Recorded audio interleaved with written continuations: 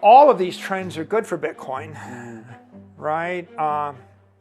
They're disruptive to the world. If you make a living with analog capital, right, and you trade analog assets based on their monetary premium, then your business and your profession is going to be disrupted. There's a whole class of things in the civilization that are energy-based.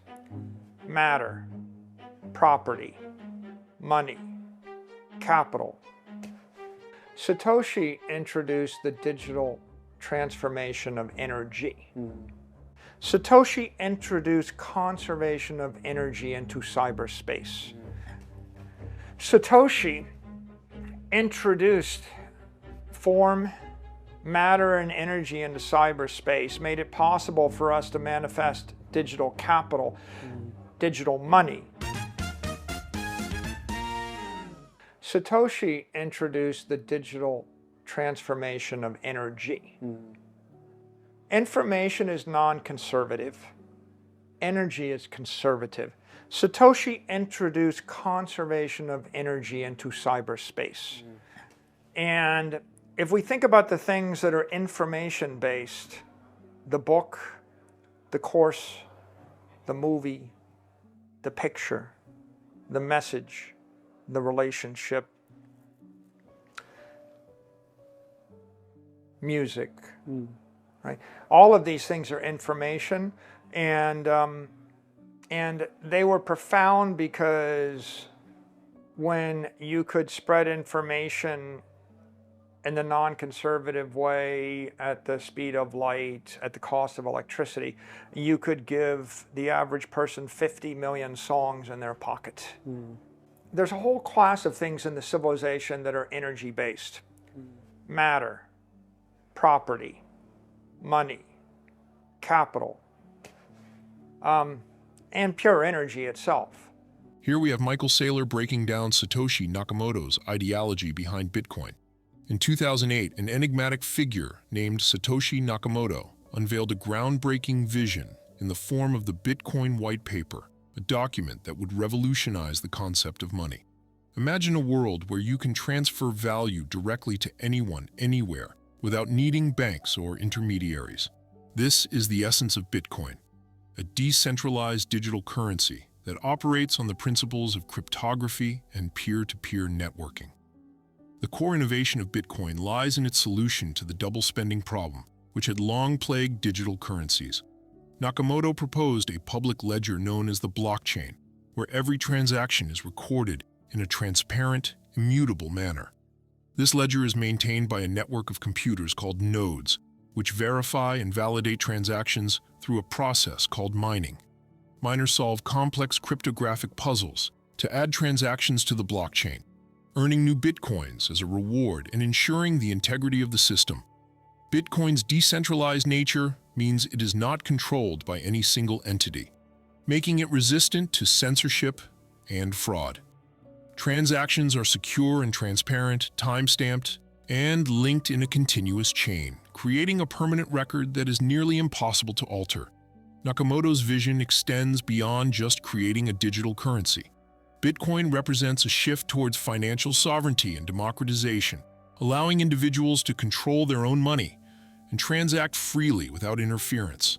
With a capped supply of 21 million coins and a built-in scarcity mechanism, Bitcoin also serves as a digital store of value akin to gold.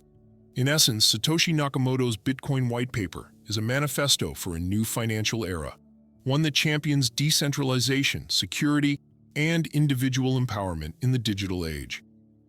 As we bring you more clips from the interview, please take a moment to like the video and subscribe to the channel to help us reach more viewers. Don't forget to turn on post notifications to stay updated with our latest content.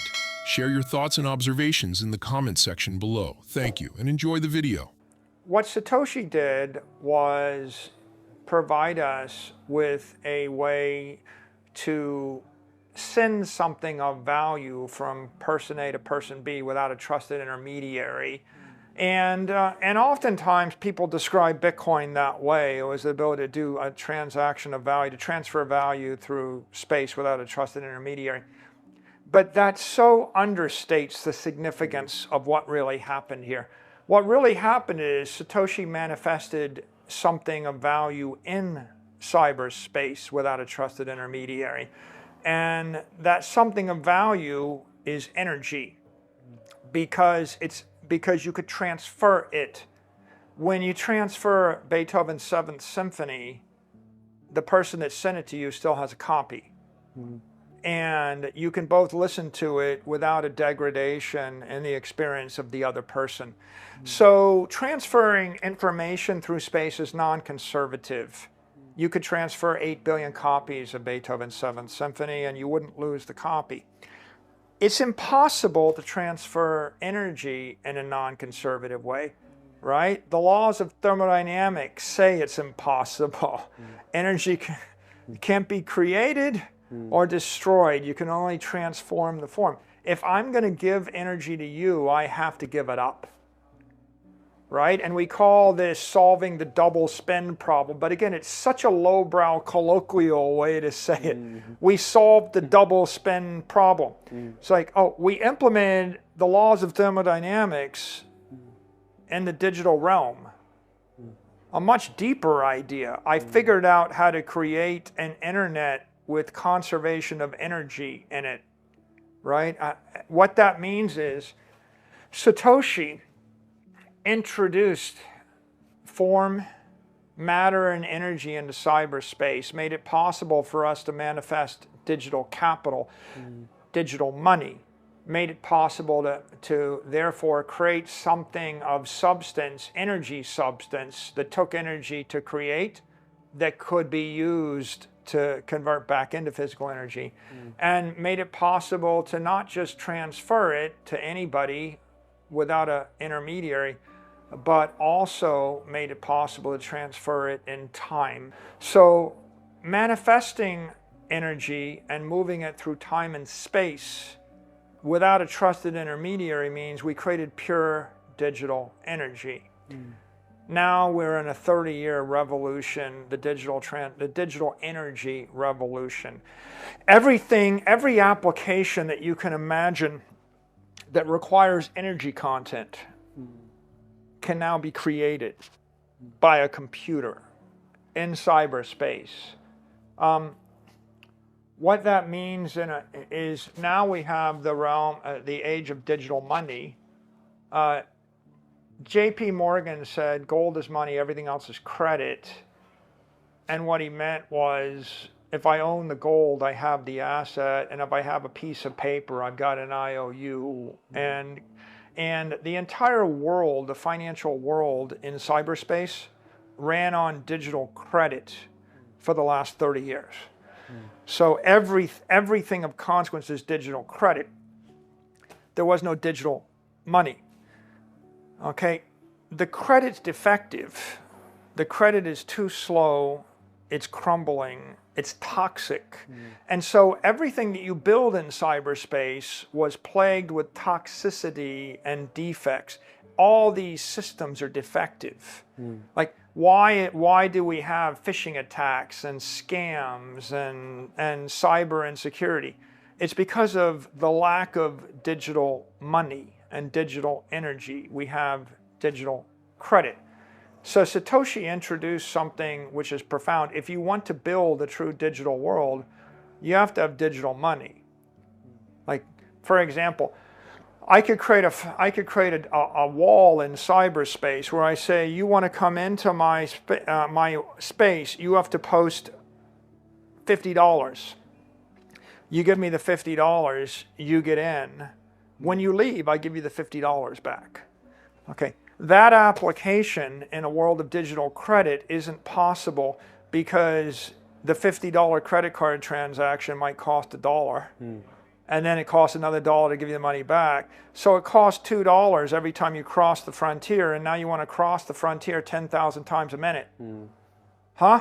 You can't do it. You can't vibrate money 10,000 times a minute when it costs 2% or 4% of the money every time it vibrates once. Too expensive.